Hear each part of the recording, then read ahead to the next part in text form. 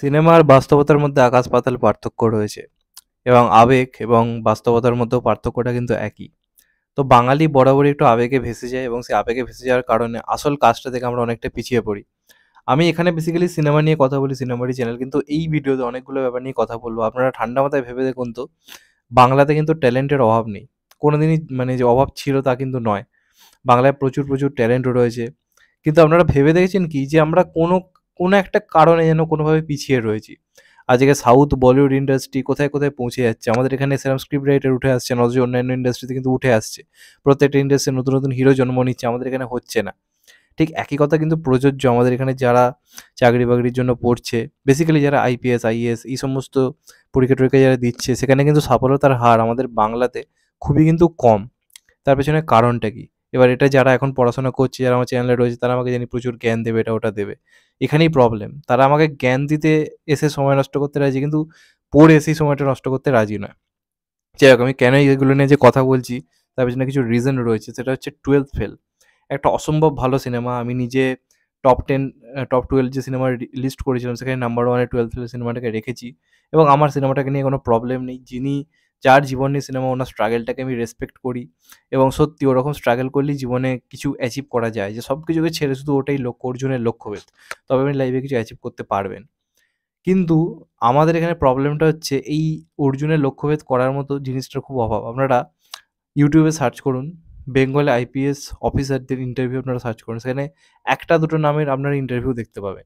অথচ আপনি এমনি সার্চ করুন আইপিএস অফিসার ইন্টারভিউ, সেখানে কত ইউপি, তারপর বিহার, বিভিন্ন জায়গার কত কত আইপিএস অফিসার রয়েছে যারা ইন্টারভিউ দিচ্ছে এবং কতজন ক্র্যাক করতে পেরেছে। এই পরীক্ষাটা খুব ডিফিকাল্ট একটা পরীক্ষা। লক্ষ জনের মধ্যে কয়েকজনই মাত্র সুযোগ পায় স্বপ্নটাকে পূরণ করার। এটা একেবারে ঠিক। কিন্তু কেন বাঙালিরা করতে পারছে না? তার পেছনে বড় কারণ হচ্ছে, এটা আমার মনে হয়, বেসিক্যালি যেটা মনে হয়, সময় নষ্ট। দেখুন, আজকে একটা কথা মানতে হবে, সিনেমা কিন্তু কোনো কিছু চেঞ্জ করেনি। যখন অ্যানিমাল রিলিজ করলো, অনেকের অনেক রকম বক্তব্য ছিল যে এটা সমাজকে খারাপ করবে, সমাজকে এই করবে, হ্যান করবে, ত্যান করবে। একটা বিরাট মোটিভেশনাল সিনেমা বা বিরাট ভালো একটা সিনেমাকে সত্যি কথা বলতে গেলে সমাজে কোনো পরিবর্তন আনতে পারে আল্টিমেটলি? ওএমজি আনতে কি পেরেছে? ওএমজি 2 কি আনতে পেরেছে? তার জামিন পার কি আনতে পেরেছে? থ্রি ইডিয়টস-কে আনতে পেরেছে? পারেনি। তো এই কথাটা যে বলা হয় যে অ্যানিমেলের মতো সিনেমা দিয়ে সমাজ খারাপ হচ্ছে, এটা একটা ভুল কথা। সেকেন্ডলি আমি একটা জিনিস লক্ষ্য করলাম, বেসিক্যালি যেটার জন্য আমার এই ভিডিওটা করা। 12 ফেল সিনেমাটা রিসেন্টলি নেটফ্লিক্সে এসছে। হলে তো খুব কম জনই গেছিল। তাও যে বিজনেসটা করেছে যথেষ্ট ভালো বিজনেস। তো সিনেমাটা যে নেটফ্লিক্সে নয়, সরি, অ্যামাজন প্রাইমে সম্ভবত এসছে, আমি যদি না খুব ভুল বলে থাকি। তো সেখানে এসছে, সেখান থেকে অনেক লোক দেখেছে, বাঙালিরাও দেখেছে। এবার আমি একটা জিনিস লক্ষ্য করছি, বাংলাতে প্রায় হাজার লক্ষ লক্ষ ছেলেমেয়ে এই সিনেমাটা দেখে তাদের পছন্দ হয়েছে, সব ঠিক আছে। কিন্তু এটাকে তারা অন্য ম্যাটারে এই সিনেমাটাকে তারা দেখেছে। আল্টিমেটলি দেখুন, আমি কোনোদিন এই সমস্ত এক্সাম দেবো আমার একটা মানসিকতা ছিল না। আমি এইসব লাইনে যেতেই চাইনি কোনোদিন। হয়তো আজকে একটা জব করলে হয়তো অনেক বেশি টাকা হয়তো লাইফে কামাতে পারতাম। একটা হয়তো আমার নিজস্ব গাড়ি বাড়ি সবই হয়তো থাকতো, কিন্তু এনজয়মেন্টটা পেতাম না। আজকে আমি যে টাকা ইনকাম করছি সেটা হয়তো খুবই কম, বাকি দিক দিয়ে বিচার করে দেখলে, কিন্তু আমি হ্যাপি আছি। তো এটা কিন্তু প্রচণ্ড পরিমাণে ইম্পর্টেন্ট। এবার যারা ওই জিনিসটাকে জীবনের লক্ষ্য বানিয়ে ফেলেছে, তাদের কিন্তু সেরকম ধরনের প্রিপারেশন নেওয়াটা খুব দরকার। আমি একটা জিনিস লক্ষ্য করলাম, এই 12 ফেল সিনেমাটা রিলিজ করেছে, সেখানে একটা লাভ স্টোরি রয়েছে। ঠিক আছে? এটা রিয়েল লাইফেও রয়েছে, তার মধ্যেও রয়েছে। তো এখন বাংলার ছেলেমেয়েরা গান লাগাচ্ছে। বিভিন্ন রিলস ছাড়লে তো এখন ভিউজ হয়, টাকা হয়।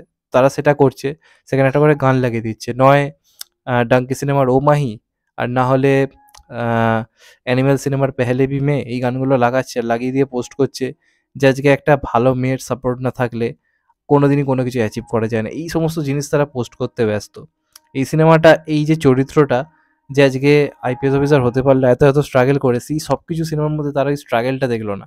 তার বক্তব্য হচ্ছে একটাই, আজকে এই মেয়েটা ওর লাইফে ছিল বলে, আজকে এই মেয়েটাকে সঙ্গ দিয়েছে বলে, ভালোবাসাটা ছিল বলে সেই জিনিসটা সে অ্যাচিভ করতে পেরেছে।